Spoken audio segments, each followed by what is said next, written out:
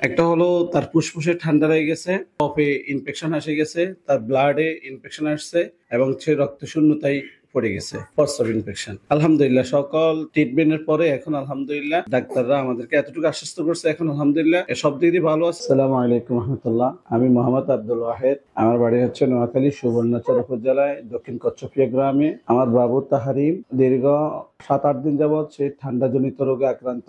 তার আসলে ঠান্ডাটাই হচ্ছে মূল সমস্যা।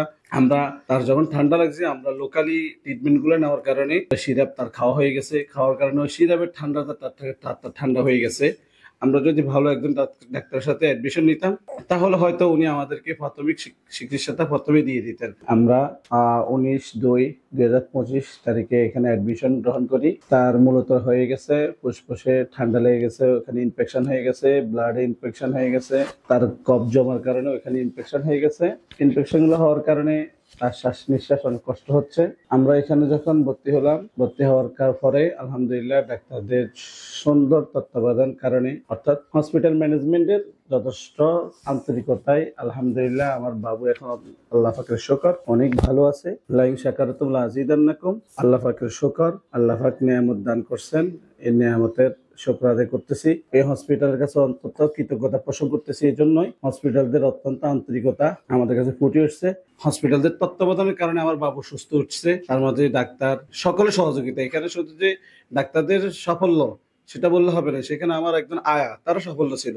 সে যদি এখানে হসপিটালে ভালোভাবে পরিচর্যা না করতো, তাহলে সে আর একটা রোগ আক্রান্ত হয়ে যেত। তো এখানে হসপিটাল আমি মনে করি এই সাফল্য শুধু এই ডাক্তার না, আমি সাফল্য একদম হসপিটালের সকল ম্যানেজমেন্টকে দিচ্ছি, বিশেষ করে আয়া থেকে শুরু করে একদম সর্বোচ্চ ম্যানেজমেন্ট। বিশেষ করে একটা জিনিস অন্যান্য হসপিটালকে দৃষ্টি আকর্ষণ করে বলতে চাচ্ছি, হসপিটাল আসলে বিভিন্ন আয়াদের এক ধরনের টর্চারি হয়, আমাকে এই টাকা দেন, এই টাকা দেন, কিছু আমাদের খাইতে দেন। এইটাই হসপিটাল থেকে অনেকটা উঠে গেছে, সম্পূর্ণ নাই বললে কেউ আমাদের কাছে এটা আবদার করেনি। এটাই হসপিটালকে অত্যন্ত ধন্যবাদ। বিশেষ করে অন্যান্য প্রাইভেট হসপিটালে এই জিনিসটা আমাদেরকে অত্যন্ত বিরক্ত করে। অনেক সময় আমাদের নিজস্ব ভালো আত্মীয় বা ফেস্টিজেবল এমন সময়ও ওনারা আমাদের কাছে এই আবদার গুলো করলে আমরা অনেক সময় ইনসাল্ট বোধে পড়ে যাই তাদের এই আচরণের কারণে। বিশেষ করে এই দৃষ্টিভঙ্গি অন্যান্য সকল হসপিটালকে বলতেছি, এটা আপনারা সকলে গ্রহণ করুন। আর একটা জিনিস খুব ভালো উদ্যোগ ভালো লাগলো, সেটা হলো সকালবেলা আমরা হয়তো অনেক সময় অভিভাবকরা থাকতে পারি না, হসপিটালে শুধু একটা রোগীর মা থাকে, রোগীরা থাকে, তাদেরকে সকালে নাস্তার যে ব্যবস্থা, এটা আসলে আমরা হয়তো অনেক সময় দূর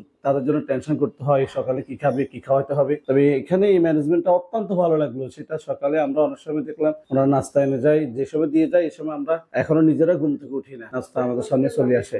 জীবন আলো হসপিটাল, এই হসপিটাল আমাদের সকালের জন্য যে নাস্তাটা অ্যারেঞ্জ করে দেয়, এটা আসলে অত্যন্ত ধন্যবাদ। বিশেষ করে আমরা আবারও বলতে চাচ্ছি, আমরা অনেক সময় ব্যস্ততার কারণে তাদের সাথে আমরা থাকতে পারি না, না থাকার কারণে এই নাস্তার জন্য টেনশন করি। আলহামদুলিল্লাহ হসপিটাল এটাকে ম্যানেজ করে।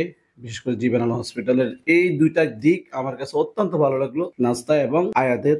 আমি জানি ওরা অত্যন্ত দুর্বল গরিব মানুষ, তবে সেটা নিশ্চয় হসপিটাল তাদের জন্য গ্রহণ করতেছে। এটা হলো আরেকটা স্বচ্ছতা। বর্তমান সময়তে মানুষের নৈতিকতা অবক্ষয় হওয়ার কারণে মানুষ এতটা হয়ে গেছে, শিক্ষিত লোকগুলো এখন অশিক্ষিতের সাথে সাথে কার্যক্রম করতেছে। তার মধ্যে একটা অন্যতম আমি বলতে চাচ্ছি স্পষ্টবাদী, সেটা হচ্ছে হসপিটাল ম্যানেজমেন্ট। এখানে না, মানে হসপিটালটা এখানে একটা কমার্শিয়াল, এটা একটা মানব বিষয় আর নাই। তো আমাদের মশিউর ভাই, বিশেষ করে জীবন আলো, ওনার নিশ্চয় হসপিটাল থেকে ওনাকে কোনো জোর প্রয়োগ বা কোনো চাপ দিচ্ছে না যে উনি এই কাজটা করতে পারতেছেন।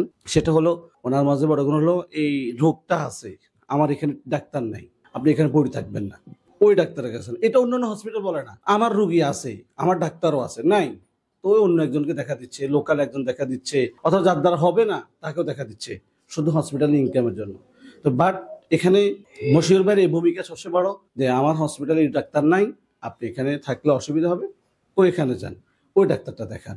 অথবা উনি এই কথাটা বলে, একটু অপেক্ষা করেন, আমার ডাক্তার ভালো একজন শুক্রবার আসবে, আমার একজন এই তারিখে আসবে, এই কথাটা উনি আশ্বস্ত করে। আর আলহামদুলিল্লাহ আশ্বস্ত আমরা সফল পাইছি। অন্যান্য হসপিটালকেও দৃষ্টি আকর্ষণ করতেছি, এটা জিনিসটা আমরা ফলো করবেন। আর সর্বোপরি আলহামদুলিল্লাহ তাদের সর্বোপরি হচ্ছে জাতি আজকে নির্বিকি, মা বাবার কাছেও সুনিশ্চিত পরামর্শ পাচ্ছে না। হয়তো আমার পরামর্শটা আমার কাছে ভালো নাও লাগতে পারে, যেখানে মা বাবা পরামর্শটা আপনার জন্য সঠিক হচ্ছে না, সেখানে তো আমি দূরের একটা মানুষ। তবে বলতেছি, আমার যে 3টা সাফল্য উঠে ধরছি, ওগুলোর দিক দিকে হলো আপনি জীবন আলোতে চিকিৎসা গ্রহণ করেন।